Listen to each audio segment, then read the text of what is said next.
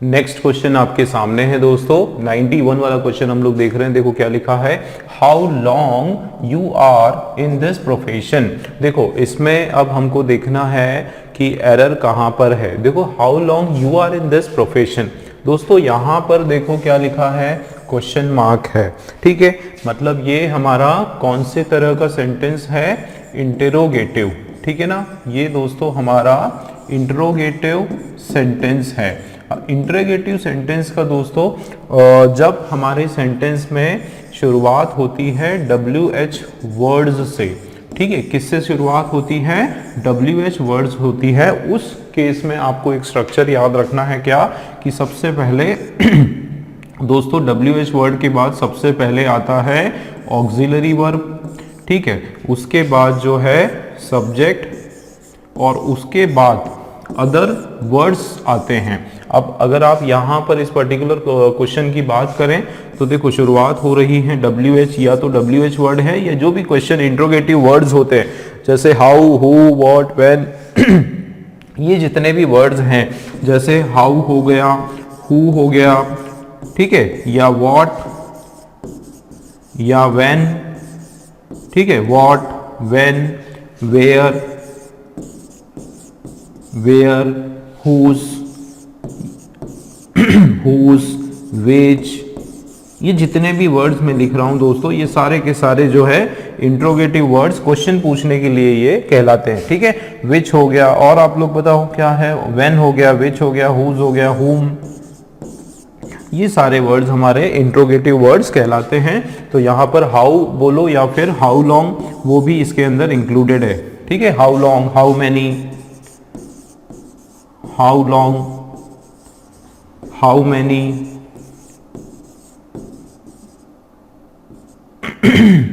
ये सारे वर्ड्स भी जो है इसके अंदर इंक्लूडेड है। अगर आप अब देखो, आप क्या लिखा है, हाउ लॉन्ग, और उसके बाद क्या आना चाहिए, ऑक्सिलरी वर्ब आना चाहिए। यहां पर क्या लिखा है देखो पहले सब्जेक्ट है और उसके बाद ये ऑक्सिलरी वर्ब। अब बहुत सारे बच्चे जो है कंफ्यूज हो जाते हैं, ऑक्सिलरी बोले या फिर हेल्पिंग बोले, दोनों सेम है।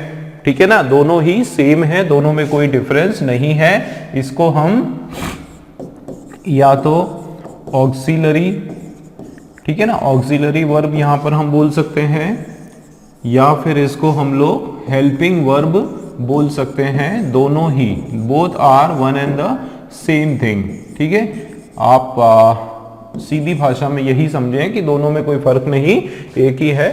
तो जाहिर सी बात है, यहाँ पे देखो ये हो गया सब्जेक्ट यू, और ये हमारा जो है ऑक्सिलरी वर्ब। अब इसको जो है हमको क्या करना है, इंटरचेंज करना है।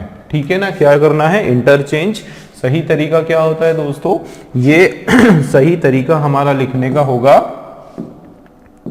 How long are you in this profession. ठीक है ना, ये हमारा सही आंसर आ जाएगा, how long are you in this profession. क्यों, क्योंकि यहां पर क्या पूछा जा रहा है, प्रश्न पूछा जा रहा है। अगर आप प्रश्न नहीं पूछ रहे हो, देखो अगर ऐसा होता how long you are in this profession, इसका मतलब ये आपका फिर क्वेश्चन नहीं बनने वाला है। ठीक है, फिर ये नॉर्मल स्टेटमेंट की तरह हमारा ये यूज होगा सेंटेंस। लेकिन क्योंकि ये यहाँ पर क्वेश्चन हो रहा है ना, और क्वेश्चन ही पूछने का यहाँ पर मतलब निकल कर आ रहा है, कोई नॉर्मल सेंटेंस निकलने का कोई मतलब नहीं निकल कर आ रहा है। तो ऐसा नहीं कि हम लोग ये क्वेश्चन मार्क को हटाएंगे, एक्चुअल में यहाँ पर जो सेंस आ रहा है वो यही आ रहा है कि यहाँ पर एक क्वेश्चन फॉर्म हो रहा है। ठीक है ना, तो इसलिए जो है दोस्तों एरर हमारा कौन से सेक्शन में है, बी वाले सेक्शन में। ठीक है, क्लियर हुआ। इंटरचेंज करेंगे हम लोग, पहले आपका ऑक्सिलरी वर्ब, उसके बाद आपका subject. How long are you in this profession. ठीक, क्लियर। नेक्स्ट क्वेश्चन देखते हैं, 92 वाला क्वेश्चन आपके सामने। I know that ignorance is not bliss, yet I am ignorant in many things.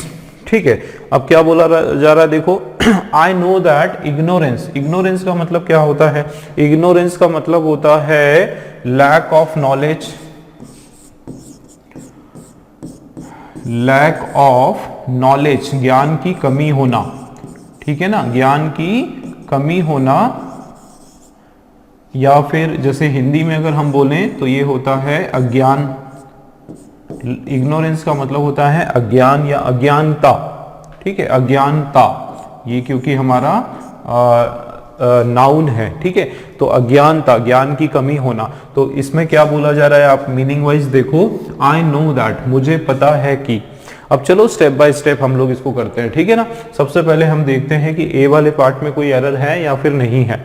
अब देखो, आई नो दैट, मुझे पता है कि, सही लग रहा है, कोई एरर इसमें नहीं लग रहा है। आगे देखते हैं, ignorance is not bliss, ignorance जो है वो क्या नहीं है, ब्लिस नहीं है। ब्लिस नहीं है इसका मतलब कोई अच्छी चीज तो है नहीं, है ना। ब्लिस मतलब गुड, नाइस, है ना। इग्नोरेंस है अज्ञान होना, ज्ञान की कमी होना, वो कोई अचीवमेंट तो है नहीं, वो कोई खुश होने की बात तो है नहीं, वो कोई अच्छी बात तो है नहीं, ठीक है। यट, यट का मतलब है बावजूद इसके, क्या मतलब है, बावजूद इसके, ठीक है, इस तरीके से। और यट का मैं एक आपको यट का रूल बता देता हूं दोस्तों। जैसे यट होता है या फिर बट होता है, ये जो वर्ड्स है ये एक ऑल्दो होता है या दो होता है, ये जो वर्ड्स है ये आपके क्रिएट करते हैं अपोजिट सेंस, ठीक है ना। क्या क्रिएट करते हैं, अपोजिट सेंस देते हैं। मतलब अगर यट लिखा है और इसके इस तरफ मान लीजिए पॉजिटिव सेंटेंस है, तो दूसरे तरफ जो है उसका जस्ट अपोजिट सेंटेंस होने वाला है, वो सेंटेंस होने वाला है जो जस्ट इसके अपोजिट, इसके विपरीत कोई बात बता रहा है। उसी तरीके से अगर नेगेटिव सेंटेंस से आप शुरुआत करते हो तो यट के बाद वो सेंटेंस आपका उसका अपोजिट हो जाएगा, पॉजिटिव सेंस देने लग जाएगा। अब यहां पर क्या बताया जा रहा है कि मुझे पता है कि इग्नोरेंस जो है वो कोई ब्लिस नहीं है, वो कोई अच्छी बात नहीं है, बावजूद इसके यट आई एम इग्नोरेंट, फिर भी मैं कौन हूं, मैं इग्नोरेंट हूं, मैं ज्ञान को फैलाता हूं, ठीक है, मुझे ज्ञान की कमी होती है। इन many things, ignorant in many things, बहुत सारी चीजों में। तो यहां पे मैं आपको बता दूं दोस्तों, प्रीपोजिशन का एरर है। इग्नोरेंट जो है, ठीक है ना, इग्नोरेंट के बाद इन यहां पर प्रीपोजिशन नहीं आएगा, उसके बदले हम क्या लगाने वाले हैं, ऑफ मेनी थिंग्स, कि मैं इग्नोरेंट हूं, किसके प्रति, बहुत सारी चीजों के प्रति, बहुत सारी जो थिंग्स हैं उसके प्रति जो है मैं इग्नोरेंट हूं, उसको मैं टालता रहता हूं, उसको जो है वो मैं गंभीरता से नहीं लेता हूं। इस तरह का यहां पर सेंस निकल के आ रहा है, ठीक है ना, क्लियर हो रहा है। तो दोस्तों, ignorant of many things, ignorant के साथ इन भी आता है, लेकिन पर्टिकुलरली इस जगह इस क्वेश्चन में हमारा इग्नोरेंट इन मेनी थिंग्स नहीं होने वाला है, इग्नोरेंट ऑफ मेनी थिंग्स, बहुत सारी चीजों को जो है मैं क्या कर देता हूं, मैं उसको इग्नोर कर देता हूं, टाल देता हूं, ठीक है। तो ये सी वाला जो है इसमें हमारा एरर है, ठीक है ना दोस्तों, क्लियर हुआ। नेक्स्ट क्वेश्चन देखते हैं, 93 वाला क्वेश्चन देखो क्या लिखा है, you are just 16 years old, isn't it? देखो बहुत सिंपल क्वेश्चन है, बताओ जरा क्या होना चाहिए इसके अंदर एरर, कौन से पार्ट में एरर होगा बताओ। You are just 16 years old, isn't it? देखो सबसे पहले तो ये इसको कहा जाता है क्या, क्वेश्चन टैग, इसको क्या कहा जाता है, क्वेश्चन टैग, ठीक है। क्वेश्चन टैग में क्या होता है दोस्तों कि आप उसको अपोजिट क्वेश्चन, मतलब जो ये सेंटेंस है, जैसे एक मैं लेता हूं, यू आर माई फ्रेंड, ठीक है, यू आर माई फ्रेंड। अच्छा नहीं, इसमें मुझे लगता है नहीं, क्वेश्चन टैग इसमें यूज नहीं हो रहा है, क्योंकि अगर क्वेश्चन टैग होता ना दोस्तों तो क्या होता कि आरंट यू होता, ठीक है। अगर क्वेश्चन टैग यहां पर होता, अगर ये क्वेश्चन टैग का सेंटेंस होता तो यहां पर आरंट यू होता, और इजंट इट भी आता है, ठीक है ना, ध्यान देना, इजंट इट भी आता है। तो आरंट यू अगर यहां पर होता तो हम बोल सकते थे कि ये क्वेश्चन टैग का है और उसके लिए हमको नहीं क्वेश्चन मार्क आता, बट इस कंडीशन में जो है क्वेश्चन टैग हमारा अप्लाई नहीं हो रहा है, तो हम लोग जो है इसको अभी हम छोड़ देते हैं क्वेश्चन टैग का जो है, क्योंकि यहां पर उसके बारे में बात करेंगे तो थोड़ा हम कंफ्यूज हो जाएंगे। अभी हम चलते हैं सीधा क्वेश्चन की ऊपर, ठीक है। तो यहां ये हो रहा है कि you are just 16 year old और इजंट इट, की क्या यह इजंट इट का मतलब होता है क्या ये सच नहीं है, है ना, मतलब जो मैंने बोला स्टेटमेंट, क्या ये स्टेटमेंट सच नहीं है, इस तरीके से। लेकिन अब आप देखो कि एरर क्या है, यू आर, अब यू के साथ आर आता है ना, यू क्योंकि फर्स्ट पर्सन प्लूरल प्रोनाउन है, ठीक है, ये ध्यान दो, यू हो गया दोस्तों और ये आई हो गया। बहुत डिटेल में बता रहा हूं, इन दोनों को हम बोलते हैं फर्स्ट पर्सन, ध्यान देना, इन दोनों को हम बोलते हैं first person plural pronoun. First person pronoun होते हैं और ये हमेशा, है ना, एक काम करते हैं हम लोग, फर्स्ट पर्सन प्रोनाउन इनको हम लिखते हैं, ये जो है हमेशा क्या होते हैं, फर्स्ट पर्सन प्रोनाउन होते हैं।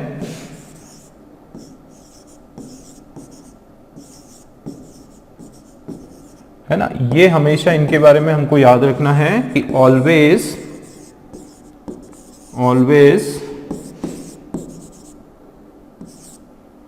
Pronounce always come in plural form, हमेशा इनका जो फॉर्म होता है वो क्या होता है, प्लूरल होता है। ये हमको जो है याद रखना है, ठीक है ना, ये हमको याद रखना है कि हमेशा इनका फॉर्म प्लूरल होता है। इसका क्या मतलब है, यू के साथ भी जो है आर आता है, ठीक है, और आई जो है, हालांकि आई के साथ जो है एम भी एम आता है, पास्ट टेंस में क्या आता है, वॉज आता है, लेकिन उसके अलावा जो है कई जगह आई के साथ भी जो है प्लूरल के रूल्स लगाए जाते हैं। जैसे यू के साथ हैव आता है, ठीक है, वैसे ही आई जो है उसके साथ हैव आता है, ठीक है, इस तरीके से। तो ये हमको ध्यान रखना है कि यू और आई जो है इसके साथ प्लूरल का रूल हम लगाते हैं। मैंने आपको इन्फॉर्मेशन के हिसाब से बता दिया। देखो यू के साथ आर क्योंकि बहुत कॉमन है, आप लोगों को पता है कि ये सही होगा, ए वाले के अंदर कोई भी एरर नहीं। आगे देखते हैं, जस्ट 16 ईयर्स ओल्ड। अब एक चीज बताओ दोस्तों, 16 ईयर मतलब 16 ईयर ओल्ड होता है, आप जस्ट 16 ईयर्स ओल्ड हो, तो क्या यहाँ पर जस्ट का रिक्वायरमेंट है ना, जस्ट यहां पर कोई भी इसका रिक्वायरमेंट नहीं है, ये आपका जो है सुपरफ्लुअस है। The use of just is superfluous, ठीक है ना, जस्ट का जो यूज है वो क्या है, सुपरफ्लुअस है, क्योंकि यहां पर जस्ट 16 कोई भी नंबर जस्ट 1 जस्ट 2 जस्ट 3 नहीं होता है, 16 मतलब 16 होता है। भाई तुम 16 ईयर्स ओल्ड हो, इसका मतलब 16 ईयर ओल्ड हो, इसमें जस्ट नहीं होने वाला, ठीक है। तो एरर जो है वो हमारा बी वाले सेक्शन में है, ठीक है। नेक्स्ट क्वेश्चन देखते हैं 94 वाला। The old widower living in remittance from his son could not make both ends meet, ठीक है।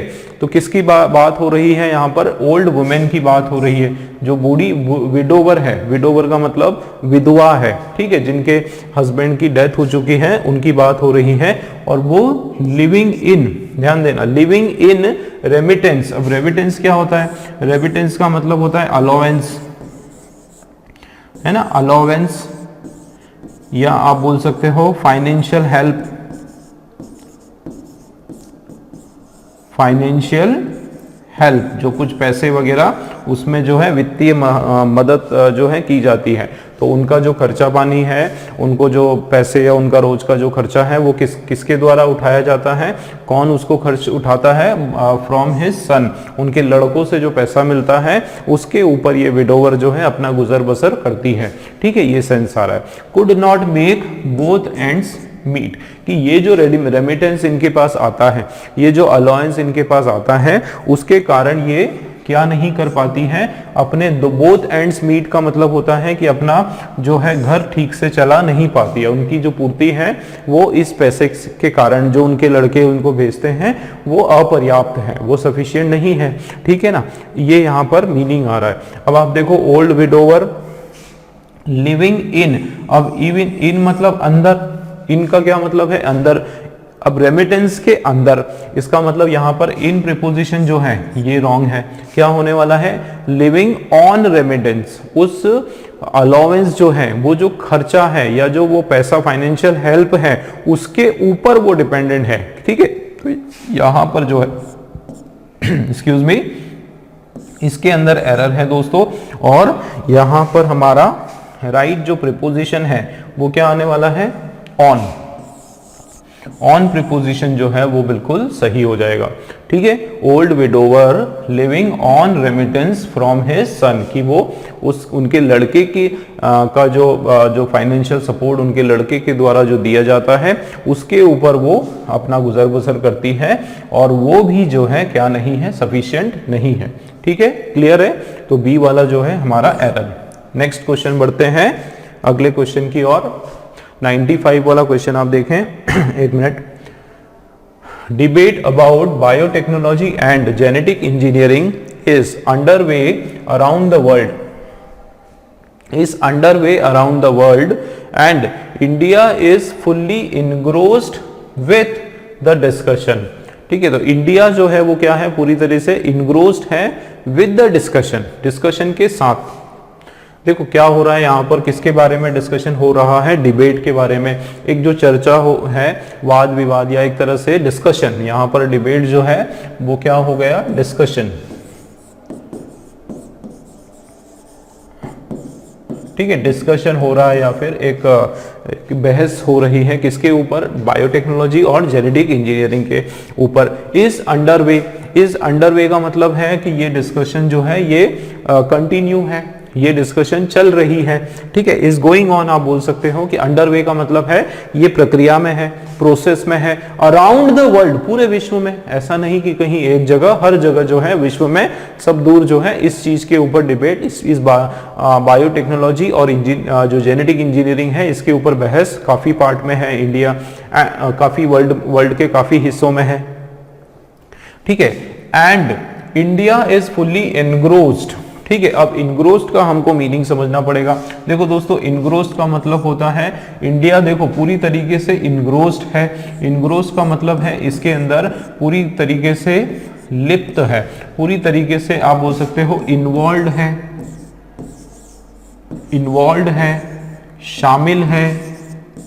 इंडिया जो है इस के अंदर ये जो बहस या ये जो डिस्कशन है, ये जो चर्चा है, इसके अंदर जो है भागीदार है, इंडिया पार्टिसिपेंट है ना, इसमें हिस्सा ले रही है। तो इनग्रोस्ड विद द डिस्कशन, देखो इनग्रोस्ड डिस्कशन के साथ, तो इस डिस्कशन के साथ इनग्रोस्ड है वो नहीं होगा, इस डिस्कशन में लिप्त है, इस डिस्कशन में इन्वॉल्व है ना, इसमें शामिल है। इसका मतलब यहां पर भी प्रीपोजिशन का एरर हमको दिख रहा है, और यहां पर विद के बदले क्या आना चाहिए, इन आना चाहिए।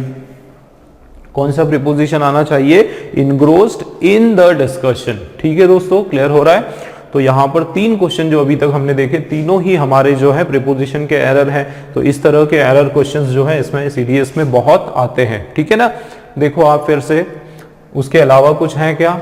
देखो डिबेट की बात हो रही है किसके बारे में, बायोटेक्नोलॉजी और जेनेटिक इंजीनियरिंग के बारे में। और एक चीज ध्यान देना दोस्तों, देखो ये क्या है, डिबेट है, और डिबेट हमारा ना सब्जेक्ट है। ठीक है, अब यहां एक रूल मैं आपको बताता हूं। अगर आपका सब्जेक्ट जो है दोस्तों वो कैसा है, सिंगुलर है, ठीक है ना, तो उस कंडीशन में जो वर्ब होगा आपका, ठीक है, वर्ब जो होगा वो भी कैसा होगा, सिंगुलर होगा। ये आपको याद रखना है।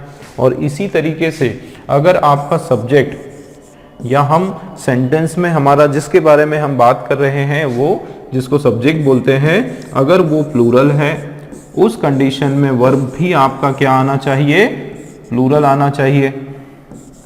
ठीक है ना, क्या आना चाहिए, प्लूरल आना चाहिए। तो इसको बोलते हैं सिंटैक्स रूल।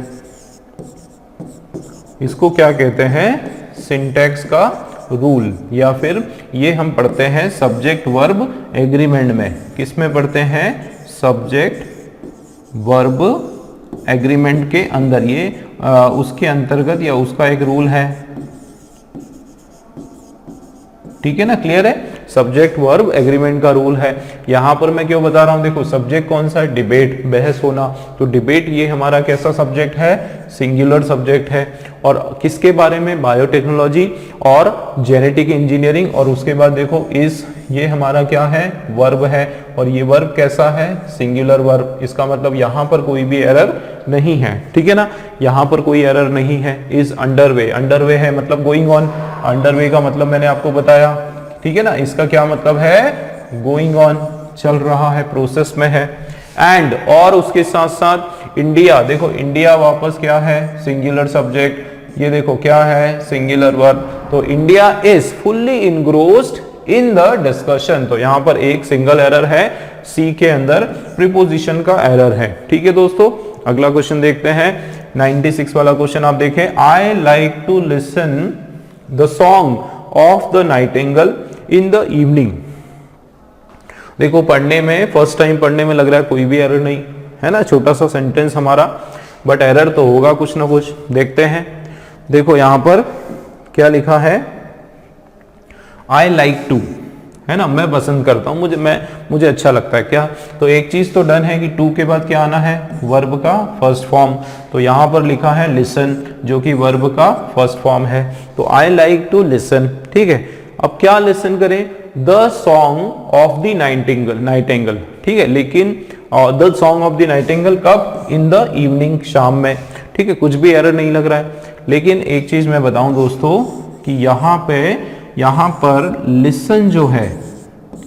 लिसन जो है उसके साथ टू लगना है, तो ये हमारा इसका जो मीनिंग है वो पूरा कंप्लीट होने वाला है। आप देखें, I like to listen to the song of the nightingale, कि मैं क्या सुनना पसंद करूंगा, नाइटिंगेल का गाना, ठीक है। ये to the song of the nightingale in the evening, की शाम में जो है मैं नाइटिंगेल का जो गीत है उसको सुनना पसंद करूंगा, ठीक है। तो यहां पर को जो है, को सुनना है ना, ये मीनिंग निकल कर आ रहा है। तो टू जो है वो किसका काम कर रहा है, को का काम कर रहा है। और इसी तरीके से बिल्कुल लिसन कभी आता है तो उसके साथ हमको क्या लगाना है, टू लगाना है। एरर जो है दोस्तों हमारा बी वाले में, ठीक है, क्लियर है। नेक्स्ट क्वेश्चन देख लेते हैं।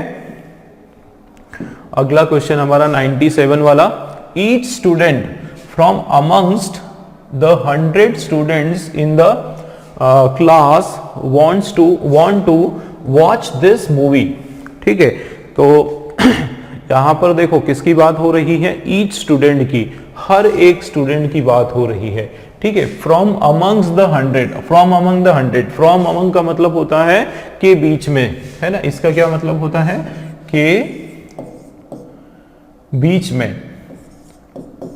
के बीच में से, इस तरीके से कि हंड्रेड्स ऑफ स्टूडेंट, कई 100 बच्चे जो है उनके बीच में से, है ना, उनके बीच में से, उनमें से। तो ये इस तरीके का फ्रेज आ जाएगा कि from amongst the 100 student in the class, ठीक है। Want to watch this movie, है ना, कि हर एक बच्चा इन कई 100 बच्चों के बीच में से वो चाहता है मूवी को देखना, वॉच करना। अब यहां पर देखो ईच स्टूडेंट क्या है, हमारा सब्जेक्ट है।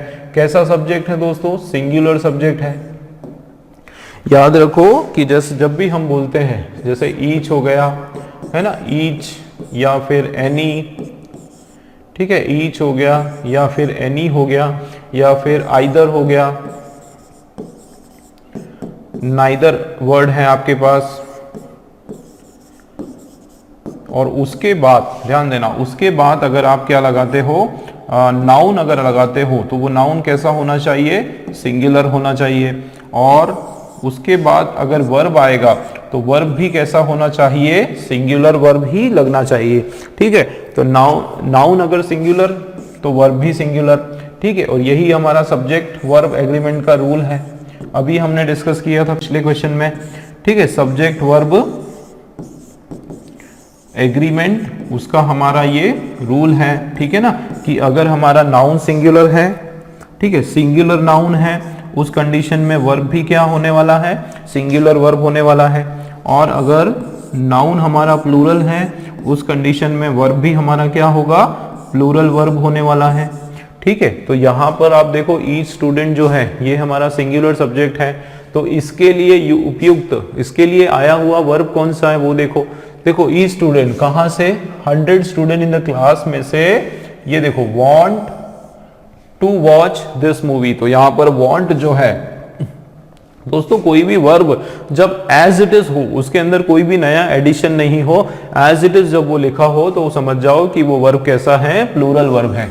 वो कैसा है दोस्तों, प्लूरल वर्ब है। बट हमको यहां पर प्लूरल नहीं चाहिए, इसके बदले यहां पर क्या आ जाएगा, वांट्स, WANTS, wants, ये हमारा सही हो जाएगा। अब इसके बारे में मैं थोड़ा सा आपको डिटेल बताता हूं, ठीक है। अब देखो ये सब हमारे क्या, मैं अब इसका थोड़ा सा मैं आपको एक डिटेल बताऊंगा। मेन वर्ब के बारे में मैं थोड़ा आपको बता रहा हूं दोस्तों। देखो मेन वर्ब्स के बारे में हम स्टडी करते हैं कि कितने टाइप के मेन वर्ब होते हैं, ठीक है दोस्तों। मेन वर्ब होता है, एक होता है V1, ध्यान देना, दूसरा होता है वर्ब सेकेंड फॉर्म, तीसरा होता है वर्ब का थर्ड फॉर्म, फिर होता है V4 और एक होता है V5, ठीक है। अब आगे देखते हैं दोस्तों, V1 का मतलब क्या होता है? V1 का मतलब होता है प्लूरल वर्ब, ध्यान देना, V1 का मतलब होता है प्लूरल वर्ब। इसका मैं एक एग्जाम्पल लेता हूं, जैसे eats, EAT, eat, as it is, ये ईट शब्द लिखा है, मतलब ये आपका प्लूरल है। कोई सा भी वर्ड आप ले लो, ईट हो गया, वांट हो गया, टच हो गया, रन हो गया, वर्क हो गया, डू हो गया, ये जितने भी वर्ड हैं जिसमें एज इट इज जो हम देखते हैं वो सब के सब क्या होते हैं दोस्तों? प्लूरल होते हैं, ठीक है ना। सब क्या होते हैं? प्लूरल होते हैं। अब V2 आप लोगों को पता है, V2 जो है वो होता है पास्ट, ठीक है, वो क्या होता है? Past tense. वर्ब का कौन सा tense? Past tense verb, verb का पास्ट फॉर्म होता है, ठीक है। और ईट का हो जाएगा ATE, एट हो जाएगा, ठीक है। अब V3 जो है, ध्यान देना, V3 जो है वो होता है परफेक्ट फॉर्म, परफेक्ट टेंस का वर्ब फॉर्म होता है, ठीक है। और इसमें हम कैसे लिखेंगे? हैज लगेगा या फिर हैव हम लोग लगाएंगे, और उसके बाद जो है हैज और हैव हमने लगाया, उसके बाद ईटन, EATEN, वर्ब का कौन सा फॉर्म? थर्ड वाला फॉर्म लगा देंगे, ठीक है। अब ये हैज कब लगेगा, हैव कब लगेगा, ये सब्जेक्ट पर डिपेंड करता है। जब हमारा सब्जेक्ट सिंगुलर है तो हैज लगा देंगे, सब्जेक्ट अगर प्लूरल है तो हैव लगा देंगे। इन दोनों, देखो हैज और हैव का मैं यहां बता देता हूं। देखो ये हैज और यहां पर हैव, तो देखो किसके साथ कौन सिंगुलर, मैंने क्या बताया अभी? सिंगुलर सब्जेक्ट है तो उनके साथ हैज आता है। आप देखो अगर ही हुआ आपका सब्जेक्ट, या फिर शी है, या फिर इट है, या फिर कोई भी सिंगुलर नेम है, किसी का भी सिंगुलर नेम है, उन सबके साथ हैज आता है परफेक्ट टेंस में। और इसी तरीके से अगर यहां पर प्लूरल सब्जेक्ट हुआ, क्या हुआ दोस्तों? प्लूरल सब्जेक्ट हुआ, उस कंडीशन में हम लोग हैव लगाते हैं। अब प्लूरल में क्या?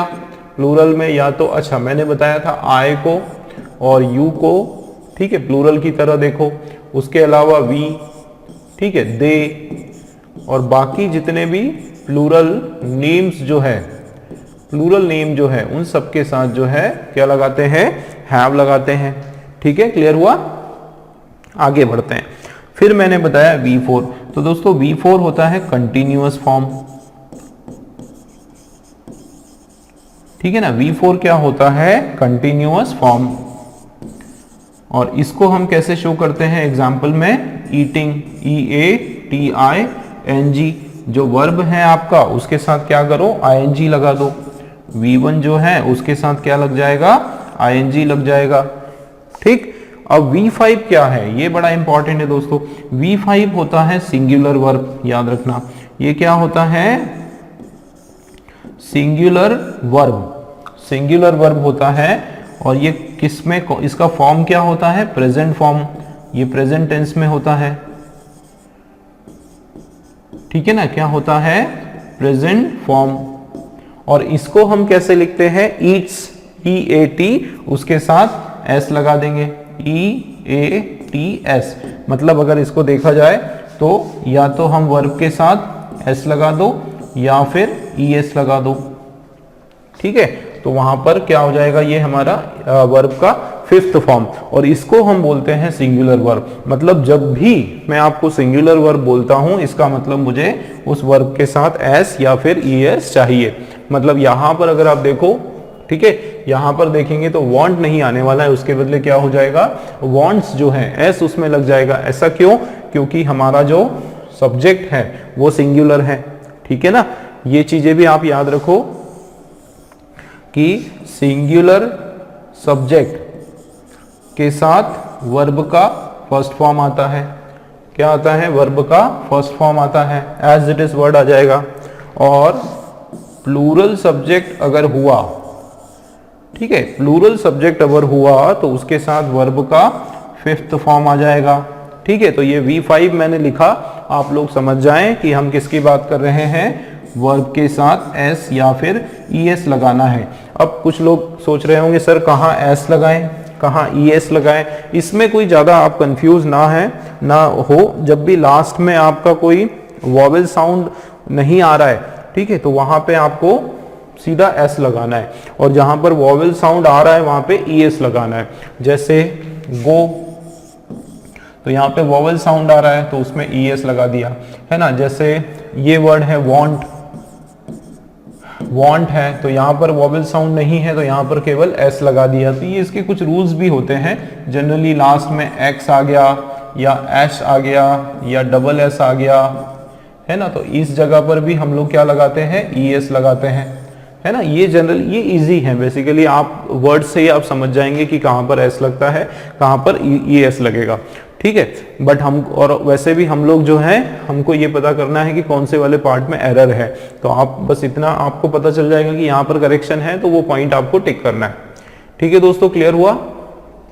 चलिए अब देखते हैं। तो यहाँ पर एरर समझ में आया, सी वाले पार्ट में हमारा एरर है, लेकिन पूरा डिटेल में मैंने इसको डिस्कस करके आपको समझाया।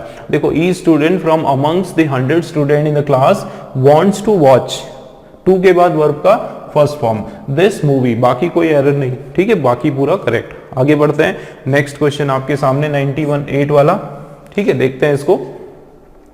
Although there is virtually no production in India, the Encyclopaedia Britannica estimate that India has perhaps the largest accumulated stocks of silver in the world. क्या यहां पर बोला जा रहा है, क्या इसका मीनिंग निकल कर आ रहा है? ऑल्दो, देखो दोस्तों, ऑल्दो जो है, अभी मैंने बताया था एक दो क्वेश्चन के पहले कि ये ऑल्दो हो गया, बट हो गया, येट हो गया, ये सब के सब क्या देते हैं, अपोजिट सेंस क्रिएट करते हैं, ठीक है ना।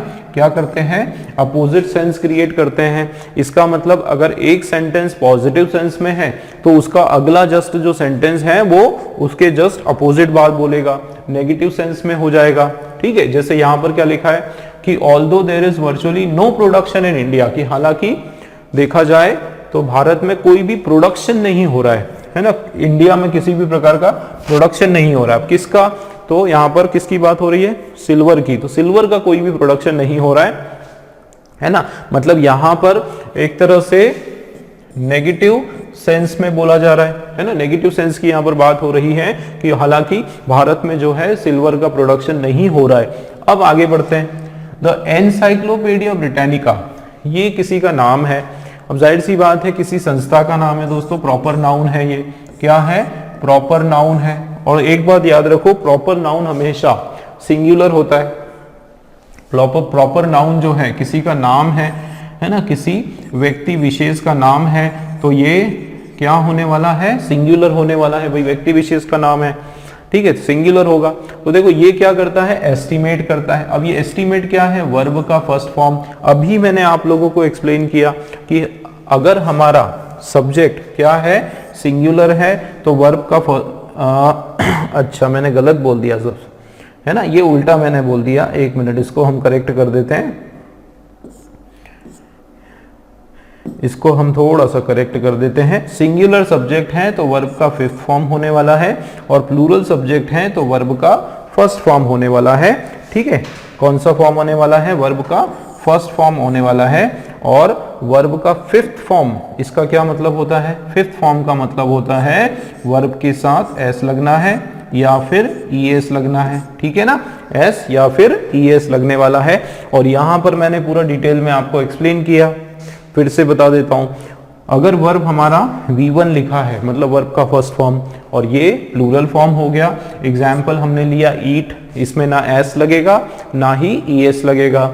सेकेंड फॉर्म आपको पता है V2 हो जाता है, एट हो जाएगा। परफेक्ट में हैज हैव लगा के ईटन थर्ड फॉर्म आ जाएगा। और फोर्थ फॉर्म जो है वो कंटिन्यूअस फॉर्म होता है, उसमें आईएनजी आ जाता है। और फिफ्थ फॉर्म जो है वो सिंगुलर वर्ब होता है, प्रेजेंट फॉर्म होता है, उसमें एस या फिर ईएस लगाते हैं। ठीक है ना। तो अब यहां पर देखो प्लूरल, ये हमारा जो है क्या है दोस्तों, यहां पर एक पर्सनल नाउन है कि हम बात कर रहे हैं, व्यक्ति विशेष संज्ञा है, यहां पर सिंगुलर फॉर्म में है, जाहिर सी बात है यहां पर वर्ब का फर्स्ट फॉर्म नहीं आना है, एस्टिमेट के साथ जो है एस लग जाएगा। क्या लग जाएगा? एस लग जाएगा। वर्ब का हमको फिफ्थ फॉर्म लगाना है, V5 हमको यहां पर लगाना है। इसका मतलब एरर हमारा बी वाले सेक्शन में है। ठीक है ना, एरर जो है बी सेक्शन में। आगे देखते हैं, पूरा इसको पढ़ते हैं। ऑल्दो देखो नेगेटिव सेंस देगा, अपोजिट सेंस देगा। हालांकि there is virtually no production, कि भारत में जो है वर्चुअली कोई भी प्रोडक्शन नहीं हो रहा है सिल्वर का, लेकिन कॉमा का यहां पर मतलब है लेकिन। द इंसाइक्लोपीडिया ब्रिटानिका एस्टिमेट्स, वो एस्टिमेट करता है कि that India has perhaps the largest accumulated stocks, कि भारत के पास ये मानकर चलें कि सबसे ज्यादा, अक्यूमुलेटेड मतलब जमा हुआ, इकट्ठा, ठीक है, अक्यूमुलेटेड का मतलब होता है जमा हुआ स्टॉक्स है, अक्यूमुलेटेड स्टॉक है, भंडार है किसका? चांदी का, सिल्वर का, इन द वर्ल्ड, की पूरे विश्व में अगर हम देखें तो सबसे ज्यादा जो जमीन के अंदर, धरती के अंदर जो स्टॉक है, भंडार है सिल्वर का, वो भारत में है। ठीक है, ये किसकी रिपोर्ट है? इंसाइक्लोपीडिया और ब्रिटानिका की। ठीक, एरर आपके सामने बी वाले में एरर, ठीक, सब्जेक्ट वर्ब एग्रीमेंट का एरर है दोस्तों ये। नेक्स्ट देखते हैं अगला क्वेश्चन, 99 वाला question. We have to reach there at 10, will you please walk little faster. देखो क्या बोला जा रहा है, we have to reach there at 10, हमको जो है वहां जाना है, ठीक है, हमको वहां पहुंचना है कितनी बजे? 10 बजे। We have to reach there at 10, will you please walk little faster. शुरू से देखते हैं, एक एक स्टेप बाय स्टेप देखते हैं। देखो यहां पर वी, अब वी क्या है दोस्तों? प्लूरल हमारा प्रोनाउन है, प्लूरल प्रोनाउन है, इसको हम प्लूरल सब्जेक्ट बोल देते हैं। क्या है? Plural subject. और मैंने जैसे बताया था कि प्लूरल अगर सब्जेक्ट है तो उसके बाद वर्ब भी कैसा आना है? Plural verb. तो ये बिल्कुल बराबर है। हैव जो है वो क्या होता है? Plural verb. और टू के बाद क्या आता है? वर्ब का फर्स्ट फॉर्म। तो ये फर्स्ट वाला बराबर है, इसमें कोई एरर नहीं दिख रहा है। आगे बढ़ते हैं, हमको पहुंचना है। अब हमको कहाँ पहुंचना है? देयर। देयर मतलब वहां, किसी प्लेस की बात हो रही है ना। देयर किसके लिए है? प्लेस की। अब देयर जो है वो दो होते हैं, एक होता है THEIR देयर, दूसरा होता है THERE। ये देयर का मतलब होता है, ये पहले तो आपका क्या है? पॉजेसिव प्रोनाउन है। क्या है दोस्तों? पॉजेसिव प्रोनाउन है, और इसका मतलब होता है उनका। ठीक है ना। दूसरा जो देयर है ये होता है प्लेस के लिए, ये होता है क्या? प्लेस के लिए। इसको एडजेक्टिव भी आप बोल सकते हो। इसका सीधा सा मतलब होता है वहां। तो यहां पर इसकी प्लेसमेंट बराबर है, कोई प्रॉब्लम नहीं। एट 10, जब हम स्पेसिफिक टाइम की बात करें तो हम क्या लगाते हैं? एट प्रीपोजिशन लगाते हैं। इसका मतलब बी वाला भी जो है उसमें कोई एरर नहीं, वो करेक्ट है। अब क्या? We have to reach there at 10, will you please walk little faster. तो यहां पर क्या हो रहा है? रिक्वेस्ट की जा रही है कि क्या तुम थोड़ा तेज चलोगे? Walk little faster. अब यहां पर जो लिटिल है इसका हम रूल पढ़ते हैं दोस्तों, ये हमारे जो है डिटरमाइनर्स कहलाते हैं। लिटिल जो है ये क्या कहलाता है? डिटरमाइनर्स। और इसमें हम थोड़ा सा इसके बारे में पढ़ते हैं। देखो लिटिल जो है वो हम लोग तीन तरह से लिखते हैं। ठीक है, तीन तरह से लिटिल को लिखा जाता है। एक तो लिटिल होता है केवल, ठीक है, और इसका मतलब होता है बहुत कम, बहुत कम, या आप इसको बोल सकते हो ना के बराबर, ना के बराबर, नेग्लिजिबल। ठीक है, नेग्लिजिबल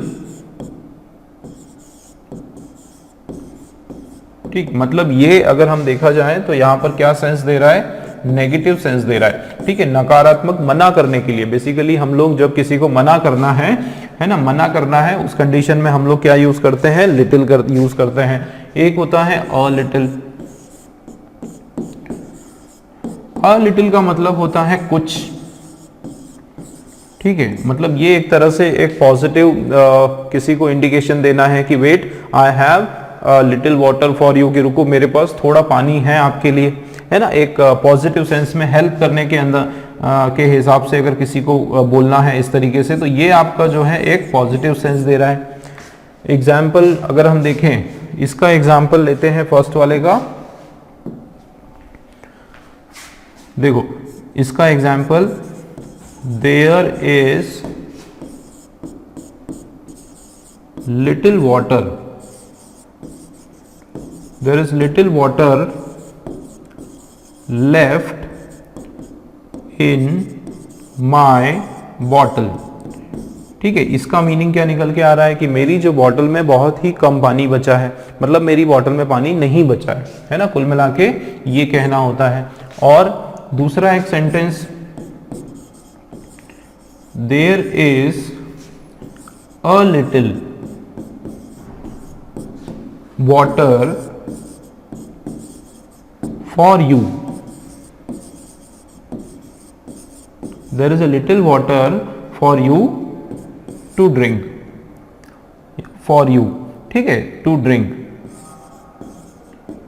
यहां पर अगर आप देखोगे तो एक पॉजिटिव सेंस में एक हेल्प करने के हिसाब से यहां पर अगर आप एक सेंटेंस यूज कर रहे हो तो उसमें हम लोग क्या कर देंगे, अ लिटिल लगा देंगे कि भाई मेरे पास थोड़ा पानी है आपको हेल्प करने के लिए, आपको पिलाने के लिए, इस तरह से। तो अ लिटिल जो है वो पॉजिटिव सेंस में, लिटिल केवल आया तो वो नेगेटिव सेंस में। अब यहां पर आप देखो, विल यू प्लीज वॉक, क्या हो रहा है कि लिटिल फास्टर मतलब बहुत ही कम फास्ट दौड़ो, मतलब आप मत चलो तेज, है ना। अगर केवल लिटिल होता तो इसका मीनिंग निकल कर आता कि आप स्लो चलोगे थोड़ा, लेकिन एक्चुअल में उसको क्या बोलना है कि क्या थोड़ा फास्ट चलोगे। ठीक हो, एक आर्टिकल नहीं लगाने से पूरा का पूरा मीनिंग चेंज हो जाता है, इसलिए जो है यहां पर अ लिटिल राइट होगा। ठीक है ना। अब आप देखो कि we have to reach there 10 बजे तक हमको वहां पर पहुंचना है। Will you please walk a little faster, कि क्या थोड़ा फास्ट आप चलोगे। उसको एक तरह से उसको एडमायर कर रहे हैं, उसको रिक्वेस्ट कर रहे हैं कि थोड़ा फास्ट चलो, है ना। तो पॉजिटिव सेंस में यहां पर बोलने की बात हो रही है, अ लिटिल जो है वो राइट होगा। एक और होता है दोस्तों लिटिल के लिए, द लिटिल, उसका देख लेते हैं। द लिटिल, देखो द लिटिल का मतलब होता है ये हमारा एक्चुअली डेफिनेट सेंस में होता है, और इसका हिंदी अगर हम देखें तो जो है बस वही, बस वही, इसका क्या मतलब है। एक मिनट, इसको हम लोग लिखते हैं, जो है बस वही। एक एग्जाम्पल से हम इसको समझते हैं, जैसे the little water I had, the little water I had was finished, कि जो थोड़ा पानी मेरे पास था वो भी खत्म हो गया।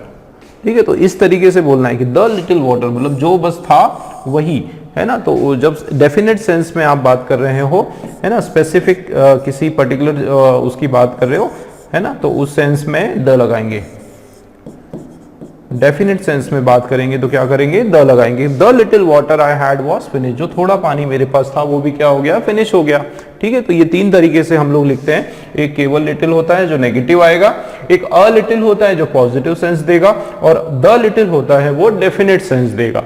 ठीक, तो इस पर्टिकुलर क्वेश्चन में दोस्तों एरर हमारा सी वाले सेक्शन में है। ठीक है, क्लियर है। आगे बढ़ते हैं, next question. It is almost difficult in case impossible to keep awake late after dinner. फिर से देखते हैं क्या है, it is almost difficult in case impossible.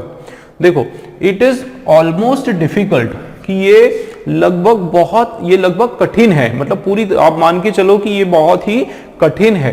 क्या चीज कठिन है, अच्छा उसके आगे in case difficult, in case difficult, अब इन केस का मतलब होता है यदि, क्या मतलब होता है, यदि या इफ डिफिकल्ट, इफ इम्पॉसिबल। देखो इन केस इम्पॉसिबल, अब अगर यहां पर देखो बोला जा रहा है कि यदि इम्पॉसिबल, इन केस इम्पॉसिबल, अगर यहां पर ऐसा बोला जा रहा है तो उसके बाद कुछ और होगा, कोई रीजन देने की बात होगी। और यहां पर क्या बोला जा रहा है, to keep awake late after dinner. इसका मतलब ये जो पर्टिकुलर वर्ड है इन केस, इसका यहां पर प्लेसमेंट गलत है और इसके बदले क्या होगा, इवन। क्या होगा, इवन। इवन जो वर्ड है वो सही हो जाएगा, बी वाले में एरर है। देखें अब रीड करके, it is almost difficult even impossible, कि ऑलमोस्ट ये बहुत कठिन है और यहां तक कि इम्पॉसिबल है। मतलब ये हम कह सकते हैं कि इम्पॉसिबल है क्या चीज, क्या इम्पॉसिबल है, टू कीप अवेक लेट, अपने आप को जो है देर तक मतलब अवेक रखना, जगा कर रखना आफ्टर डिनर, है ना। मतलब कहने का मतलब कि डिनर के बाद जो है बहुत जल्दी नींद आ जाती है और ये बहुत कठिन है कि डिनर होने के बाद अपने जो है नींद ना आए और हम बिना सोए रहें। ठीक है, तो इस पर्टिकुलर क्वेश्चन में दोस्तों बी वाले में एरर है। नेक्स्ट देखते हैं।